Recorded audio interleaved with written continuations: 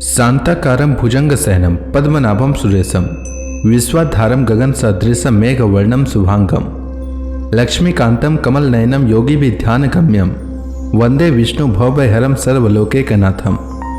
मंगलम भगवान विष्णु मंगलम गरुड़ध्वज मंगलम पुंडरीकाक्ष मंगलाय तनोहरि। ओम नमो भगवते वासुदेवाय। आज का दिन आप सभी के लिए मंगलमय हो। आज पौष महीने का 9वां दिन है। आज मैं पौष मास कथा का 9वां अध्याय सुनाने वाला हूँ। आइए सुनते हैं पौष मास की कथा का 9वां अध्याय।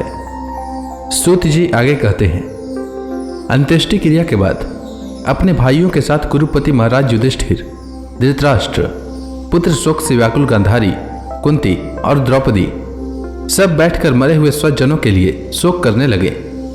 भगवान श्री कृष्ण ने धौम्य आदि मुनियों के साथ उनको सांत्वना दी और समझाया कि संसार के सभी प्राणी काल के अधीन हैं। मौत से किसी को कोई बचा नहीं सकता। इस प्रकार भगवान श्री कृष्ण ने महाराज युधिष्ठिर को उनका वह राज्य जो धूर्तों ने छल से छीन लिया था वापस दिलाया तथा द्रौपदी के केशों का स्पर्श करने से जिनकी आयु क्षीण हो गई थी उन दुष्ट राजाओं का वध कराया। साथ ही युधिष्ठिर के द्वारा उत्तम सामग्रियों से तथा पुरोहितों से 3 अश्वमेध यज्ञ कराए। इस प्रकार युधिष्ठिर के पवित्र यश को 100 यज्ञ करने वाले इंद्र के यश की तरह सब ओर फैला दिया। इसके बाद भगवान श्री कृष्ण ने वहां से जाने का विचार किया। उन्होंने इसके लिए पांडवों से विदा ली और व्यास आदि ब्राह्मणों का सत्कार किया। उन लोगों ने भी भगवान का बड़ा ही सम्मान किया। तदंतर सात्विकी और उद्धव के साथ द्वारका जाने के लिए वे रथ पर सवार हुए। उसी समय उन्होंने देखा कि उत्तरा भय से विवल होकर सामने से दौड़ी चली आ रही है। उत्तरा ने कहा, देवाधिदेव जगदीश्वर, आप महायोगी हैं, आप मेरी रक्षा कीजिए, रक्षा कीजिए। आपके अतिरिक्त इस लोक में मुझे अभय देने वाला और कोई नहीं है, क्योंकि यहाँ सभी परस्पर एक दूसरे की मृत्यु के निमित्त बन रहे हैं। प्रभु, आप सर्वशक्तिमान हैं। यह दहकते हुए लोहे का बाण मेरी ओर दौड़ा आ रहा है। स्वामिन, यह मुझे भले ही जला डाले परंतु मेरे गर्भ को नष्ट न करे, ऐसी कृपा कीजिए। सूत जी कहते हैं, भक्त वत्सल भगवान श्री कृष्ण उसकी बात सुनते ही जान गए कि अश्वत्थामा ने पांडवों के वंश को निर्वीज करने के लिए ब्रह्मास्त्र का प्रयोग किया है। सौनक जी, उसी समय पांडवों ने भी देखा कि जलते हुए 5 बाण हमारी ओर आ रहे हैं, इसलिए उन्होंने भी अपने अपने अस्त्र उठा लिए। सर्वशक्तिमान भगवान श्री कृष्ण ने अपने अनन्य प्रेमियों पर, शरणागत भक्तों पर बहुत बड़ी विपत्ति आई जानकर अपने निज अस्त्र सुदर्शन चक्र से उन निज जनों की रक्षा की। योगेश्वर श्री कृष्ण समस्त प्राणियों के हृदय में विराजमान आत्मा हैं। उन्होंने उत्तरा के गर्भ को पांडवों की वंश परंपरा चलाने के लिए अपनी माया के कवच से ढक दिया। सौनक जी, यद्यपि ब्रह्मास्त्र अमोघ है और उसके निवारण का कोई उपाय भी नहीं है, फिर भी भगवान श्री कृष्ण के तेज के सामने आकर वह शांत हो गया। यह कोई आश्चर्य की बात नहीं समझनी चाहिए, क्योंकि भगवान तो सर्व आश्चर्यमय हैं। वही अपनी निज शक्ति माया से स्वयं अजन्मा होकर भी इस संसार की सृष्टि, रक्षा और संहार करते हैं। जब भगवान श्री कृष्ण जाने लगे तब ब्रह्मास्त्र के ज्वाला से मुक्त अपने पुत्रों के और द्रौपदी के साथ सती कुंती ने भगवान श्री कृष्ण की इस प्रकार स्तुति की। कुंती ने कहा, आप समस्त जीवों के बाहर और भीतर एक रस स्थित हैं, फिर भी इंद्रियों और वृत्तियों से देखे नहीं जाते, क्योंकि आप प्रकृति से परे आदि पुरुष परमेश्वर हैं। मैं आपको नमस्कार करती हूँ। इंद्रियों से जो कुछ जाना जाता है उसकी तह में आप विद्यमान रहते हैं और अपनी ही माया के पर्दे से अपने को ढके रहते हैं। मैं अबोध नारी, आप अविनाशी परमात्मा को भला कैसे जान सकती हूँ? जैसे मूढ़ लोग दूसरा भेष धारण किए हुए नट को प्रत्यक्ष देख कर भी नहीं पहचान सकते, वैसे ही आप दिखते हुए भी नहीं दिखते। आप शुद्ध हृदय वाले विचारशील जीवन मुक्त परमहंसों के हृदय में अपनी प्रेममयी भक्ति का सृजन करने के लिए अवतीर्ण हुए हैं। फिर हम अल्प बुद्धि स्त्रियां आपको कैसे पहचान सकती हैं? आप श्री कृष्ण, वासुदेव, देवकी नंदन, नंद गोपों के लाडले लाल गोविंद को हमारा बारंबार प्रणाम है, जिनकी नाभि से ब्रह्मा का जन्म स्थान कमल प्रकट हुआ है, जो समुद्र कमलों की माला धारण करते हैं, जिनके नेत्र कमल के समान विशाल और कोमल है, जिनके चरण कमलों में कमल का चिन्ह है। श्री कृष्ण, ऐसे आपको मेरा बार बार नमस्कार है। ऋषिकेश, जैसे आपने दुष्ट कंस के द्वारा कैद की हुई और चिरकाल से शोकग्रस्त देवकी की रक्षा की थी, वैसे ही पुत्रों के साथ मेरी भी आपने बार बार विपत्तियों से रक्षा की है। आप ही हमारे स्वामी हैं, आप सर्वशक्तिमान हैं। श्री कृष्ण, कहां तक गिनाऊं?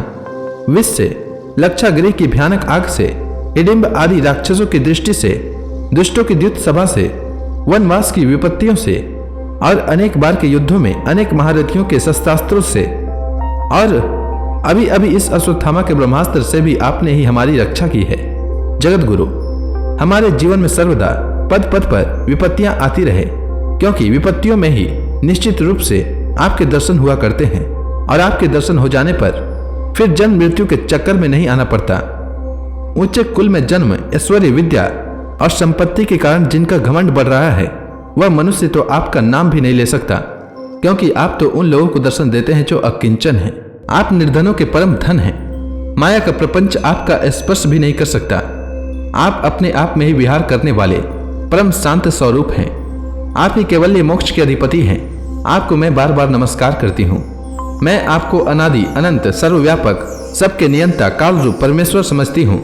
संसार के समस्त पदार्थ और प्राणी आपस में टकराकर विषमता के कारण परस्पर विरुद्ध हो रहे हैं, परंतु आप सब में समान रूप से विचर रहे हैं।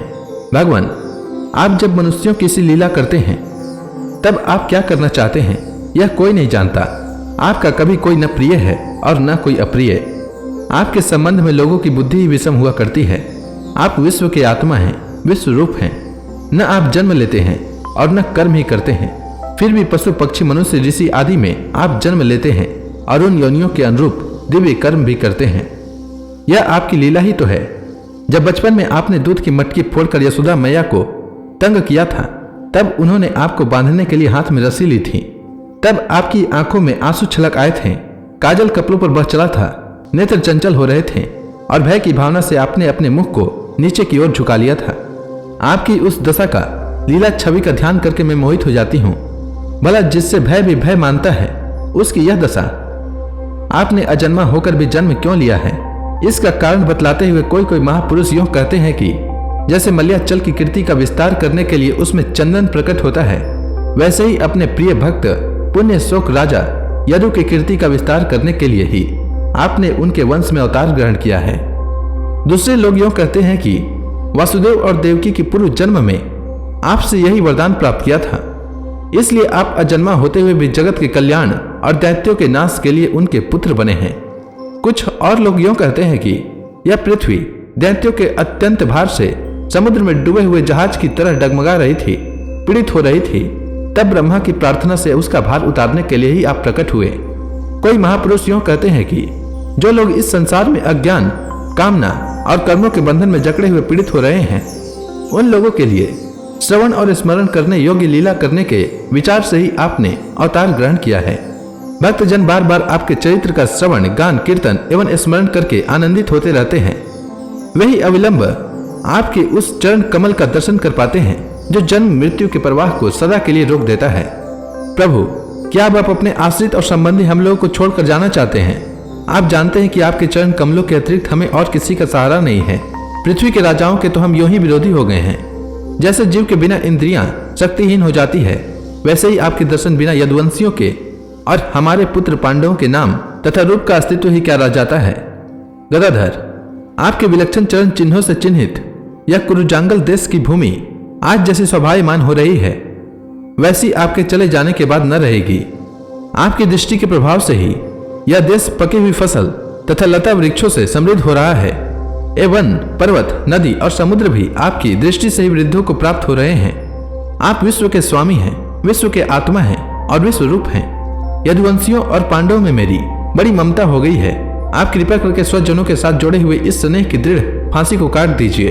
श्री कृष्ण, जैसे गंगा की अखंड धारा समुद्र में गिरती रहती है, वैसे ही मेरी बुद्धि किसी दूसरी ओर न जाकर आप में निरंतर प्रेम करती रहे।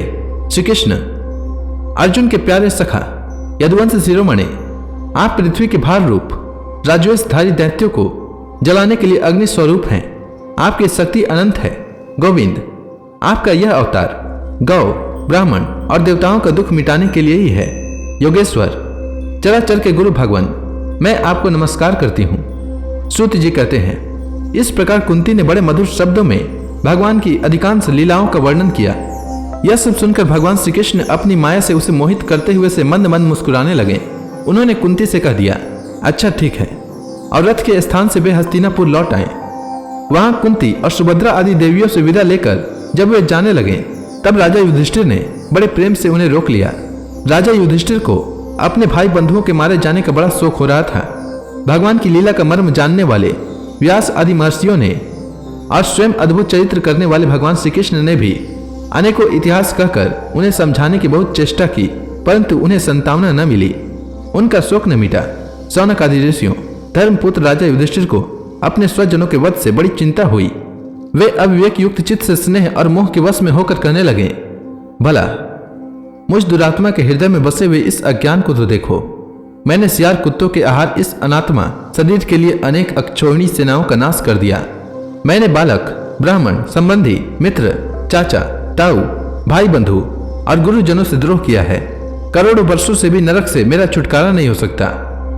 यद्यपि शास्त्र का वचन है कि राजा यदि प्रजा का पालन करने के लिए धर्म युद्ध में शत्रुओं को मारे तो उसे पाप नहीं लगता, फिर भी इससे मुझे संतोष नहीं होता। स्त्रियों के पति और भाई बंधुओं को मारने से उनका मेरे द्वारा यहाँ जो अपराध हुआ है उसका मैं गृहस्थोचित यज्ञ यज्ञादियों के द्वारा मार्जन करने में समर्थ नहीं हूँ। जैसे कीचड़ से गंदा जल स्वच्छ नहीं किया जा सकता, मदिरा से मदिरा की अपवित्रता नहीं मिटाई जा सकती, वैसे ही बहुत से हिंसा बहुल यज्ञों के द्वारा एक भी प्राणी की हत्या का प्रायश्चित नहीं किया जा सकता।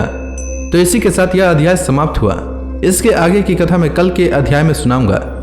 तब तक के लिए भगवान हरि का नाम लेते रहें। तो प्रेम से बोली भगवान विष्णु की जय, श्री कृष्ण भगवान की जय, लक्ष्मी माता की जय, तुलसी माता की जय, समस्त देवी देवताओं की जय।